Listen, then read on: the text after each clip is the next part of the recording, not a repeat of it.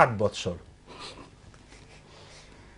তাকে নিয়ে আসছে যুদ্ধ অপরাধীদের মধ্যে। এখন আপনি চিন্তা করে দেন এটা কত বড় একটা কুচক্র, যে একটা 8 বছরের ছেলেকে আপনি এখন যুদ্ধ অপরাধী বানাচ্ছেন, তাহলে এইখানে এসে আপনি যুদ্ধ অপরাধের বিচারটাকে কত দুর্বল করে দিচ্ছেন, প্রশ্ন সাপেক্ষ করে দিচ্ছে, কত প্রশ্ন সাপেক্ষ করে দিচ্ছেন।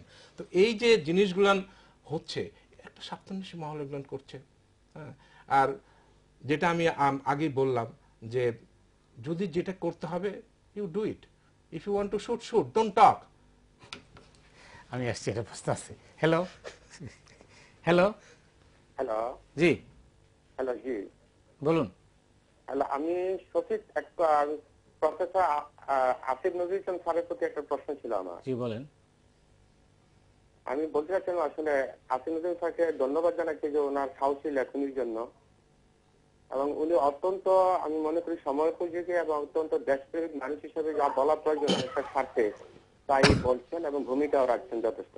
জি, কিন্তু আমার প্রশ্ন হলো যে এত লেখালেখি আমরাও করছি, আমরাও এটা ফিল করি, স্যারের সাথে আমি সম্পূর্ণ একমত, কিন্তু পরিবর্তনটা তো কিছুই হচ্ছে না বলে আমার দৃঢ় বিশ্বাস। এত কিছু হচ্ছে, আমাদের রাজনৈতিক নেতৃবৃন্দ কি কখনো শুনছেন? তারা কি কখনো আমলে নিচ্ছেন কিনা? যদি নাই বা নেয়, আজকে 40 বছর আমরা জয়ন্তী উদযাপন করলাম, কিন্তু আলটিমেটলি 30 লক্ষ শহীদের বিনিময়ে যে আমরা পতাকা পেলাম, আলটিমেটলি আমাদের আশা আকাঙ্ক্ষার কতটুকু প্রতিফলন হচ্ছে? আমরা কি লিখেই যাব, সব শুধু আলাপই করে যাব? এই 15 কোটি মানুষের জন্য আমরা যা করা উচিত তা কবে আমরা প্রকৃত অর্থে করতে পারবো বলে আমার দৃঢ় বিশ্বাস। এটা জানতে চাই স্যারের কাছে। ধন্যবাদ। জি না, আমার মনে হয় দেখেন পরিবর্তন অনেক দীর্ঘস্থায়ী একটা প্রক্রিয়া। পরিবর্তন মানে যেখানে বিপ্লব হয় না, যেখানে বিবর্তনের মধ্যে দিয়ে পরিবর্তন হয়, সেখানে তো আপনার 50-100 বছর লাগে। আপনি যদি ইউরোপের অধিকাংশ দেশে আপনার মহিলারা ভোট দেওয়ার সুযোগ পেয়েছে মাত্র 40-50 বছর আগে। সো আমরা তো, আমাদের মানুষের আয়ু তো কম, আমাদের আয়ু কম, ধরেন আমরা তো আর মানে 50 বছর 60 বছর পর আমরা এখানে এই স্টুডিওতে যারা আছি কেউ হয়তো বেঁচে থাকবো না। যে জন্য আমরা খুব অস্থির হয়ে বলি কই চেঞ্জ, কই কই পরিবর্তন কই। আমি মনে করি ইন দ্য লং টার্ম অবশ্যই পরিবর্তন হবে, কারণ বাংলাদেশে আজকে যে এই প্রশ্নগুলো একটা জনগণের ব্যাপক অংশ থেকে উত্থিত হচ্ছে যে আপনারা নন প্রোডাক্টিভ জিনিস নিয়ে আর কতদিন পলিটিক্স করবেন, আপনারা কেন কৃষি উন্নয়ন নিয়ে পলিটিক্স করেন না, কে কত উন্নয়ন করতে পেরেছে, এডুকেশন নিয়ে কেন বলেন না, কম্পিটিশন, আপনাদের প্রতিযোগিতা, আমরা যেটা বলার চেষ্টা করি, এবং এটা বহু লোক এখন এইভাবেই কথা বলে যে আওয়ামী লীগ বিএনপি কেন সুশাসনের প্রতিযোগিতা করে না, কেন আপনি অর্থনৈতিক ইস্যুতে ডিবেট করেন না, কেন আপনি পররাষ্ট্রনীতি ইস্যুতে ডিবেট করেন না, কেন আপনার সেন্ট্রাল পলিটিক্স এখনো বঙ্গবন্ধু বা জিয়াউর রহমান বা আপনার এই আপনার জাতীয়তা বাঙালি নাকি বাংলাদেশি, এগুলোর মধ্যে আর কত বছর, যেই লোক না খেয়ে মরে যাচ্ছে আপনি তার মুক্তিযুদ্ধের চেতনা কি বুঝাবেন? মুক্তিযুদ্ধের চেতনা তো সে তো আরো বিরক্ত হবে, জানি চালের দাম প্রত্যেক মাসে 5 টাকা করে বাড়ে আর তুমি বলো মুক্তিযুদ্ধের চেতনা, তেলের দাম বেড়ে গেছে, ঠিক না? আর আপনি একটার পর একটা দুঃশাসন দেশে চলতে থাকবে, তারপর বিরোধী দল কর্মসূচি দিলেই আপনি বলবেন যে যুদ্ধ অপরাধীদের বিচার ইয়ে করার জন্য, বিলম্বিত করার জন্য, বানচাল করার জন্য, এই পুরা জিনিসটা হাস্যকর পর্যায়ে পৌঁছে গেছে। তারেক ভাই বলল আপনার কত মাস লেগেছে ট্রাইব্যুনাল করার জন্য, তারপর উনি যেটা বলার চেষ্টা করেছে যদি সত্যি আওয়ামী লীগ মিনিংফুলি বিচার করতে চাইতো তাহলে এত কথা বলতো না। আমাদের একটা ভাই প্রশ্ন করেছে, আমি আপনাকে বিনয়ের সাথে বলি, আমার কাছে মনে হয় মুক্তিযুদ্ধে যারা পরিবার হারিয়েছেন, যাদের পরিবার সরাসরি দুর্গতির শিকার হয়েছে, তারা ছাড়া আর কেউ যুদ্ধ অপরাধীদের বিচার সেইভাবে চায় নাকি, আমি প্রিভিলেজড অংশের মধ্যে বলছি, সেটা নিয়ে আমার সন্দেহ আছে। এমনকি দল হিসাবে আওয়ামী লীগ যুদ্ধ অপরাধীদের বিচার তাদের কাছে বেশি গুরুত্বপূর্ণ নাকি আরেকবার ক্ষমতায় আসা বেশি গুরুত্বপূর্ণ, এই প্রশ্ন যদি আওয়ামী লীগের কাছে করা হয়, আমার নিজের ইভ্যালুয়েশন হচ্ছে 100 বার আনসার করতে হলে 100 বারে আওয়ামী লীগ পরের বার ক্ষমতায় আসা বেশি গুরুত্বপূর্ণ, মানে যদি চয়েস দুইটা হয় আর কি।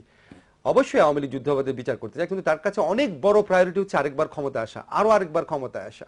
এবং আমি একটা কথা অনেক আগের থেকে বলি, এখনো বলে রাখলাম, আমি বিশ্বাস করি আওয়ামী লীগের কাছে জামাতের চেয়ে বড় শত্রু হচ্ছে বিএনপি। তো বিএনপি যদি একদম নিঃশেষ হয়ে যায় তখন তারা অবশ্যই যুদ্ধ অপরাধীদের বিচার করবে, মানে ততদিন পর্যন্ত এই ইস্যুটাকে কিভাবে ইউটিলাইজ করে বিএনপিকে দুর্বল করা যায় এই চিন্তা তাদের মাথায় থাকে। আনফরচুনেটলি যে জন্য আমরা দেখি আজকে একজন সেক্টর কমান্ডারের জন্য শোক প্রস্তাব আওয়ামী লীগ দিচ্ছে না, কিন্তু আবার মুক্তিযুদ্ধের সময় যিনি আপনার মুক্তিযোদ্ধাদের পাকিস্তানের থেকে বিচার করেছেন তিনি আবার এখন মহাজোটের মেম্বার উনাদের, উনি মারা গেলে দেখবেন আওয়ামী লীগের লিডাররা লাইন ধরে জানাজা চলে গেছে। চেতনা মানে এটা সবই জি। আচ্ছা, না উনি যে প্রশ্ন, একটা জিনিস আমি সবসময় মনে রাখি যে কুশাসন আর শোষণ একটা দেশে চিরস্থায়ী হয় না।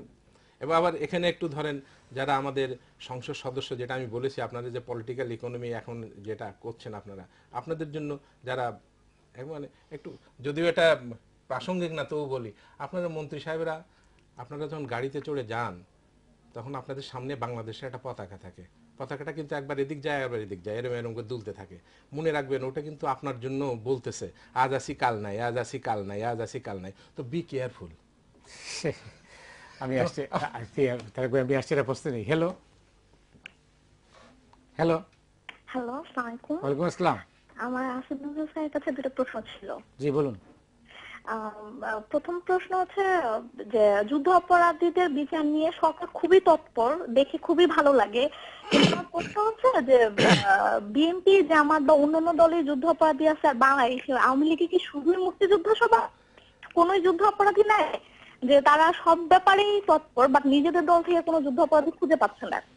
আর আমার দ্বিতীয় প্রশ্ন হচ্ছে বিসিএস পরীক্ষা নিয়ে। সেটা হচ্ছে আমাদের 32তম যে বিসিএসটা হচ্ছে সেটা হচ্ছে শুধু মুক্তিযুদ্ধের কোঠা ভিত্তিতে এবং 4-5টা সিলেক্টেড কিছু সাবজেক্ট নিয়ে। কিন্তু যারা আমরা এলএলবি তে বা অন্যান্য সাবজেক্টে গ্রাজুয়েশন কমপ্লিট করেছি তারা আমরা বিসিএস বা জুডিশিয়ারিতে অ্যাটেন্ড করতে পারছি না। তো এটা কতটুকু যুক্তিসঙ্গত? কারণ মুক্তিযোদ্ধাদের মধ্যে ম্যাক্সিমাম মারা গেছে, তাদেরকে কি শো করে এরকম একটা বিসিএস একটা বছর এতগুলো স্টুডেন্টের লস করার মানে কি? এটা কতটুকু যুক্তিসঙ্গত? ধন্যবাদ।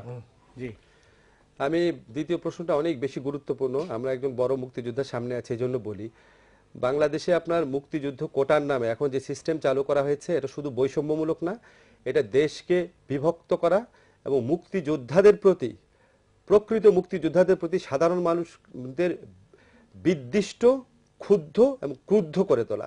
এবং এই মুক্তিযুদ্ধের কোটা হচ্ছে মুক্তিযুদ্ধের সম্পূর্ণ চেতনা বিরোধী একটা পদক্ষেপ, মুক্তিযোদ্ধাদের চূড়ান্তভাবে অপমান করার একটা পদক্ষেপ, দেশকে বিভক্ত করার পদক্ষেপ, একটা গণবিরোধী একটা পদক্ষেপ।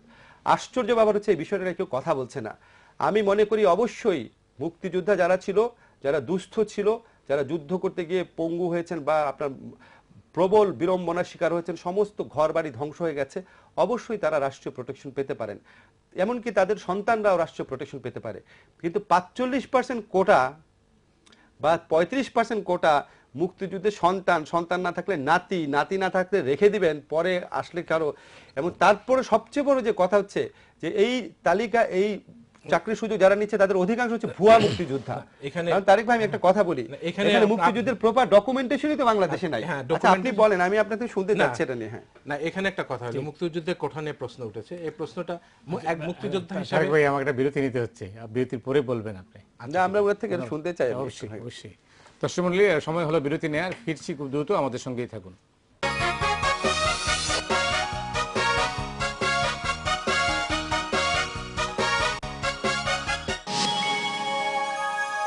আপনারা দেখছেন ডিভাইন গ্রুপ ফ্রন্টলাইন।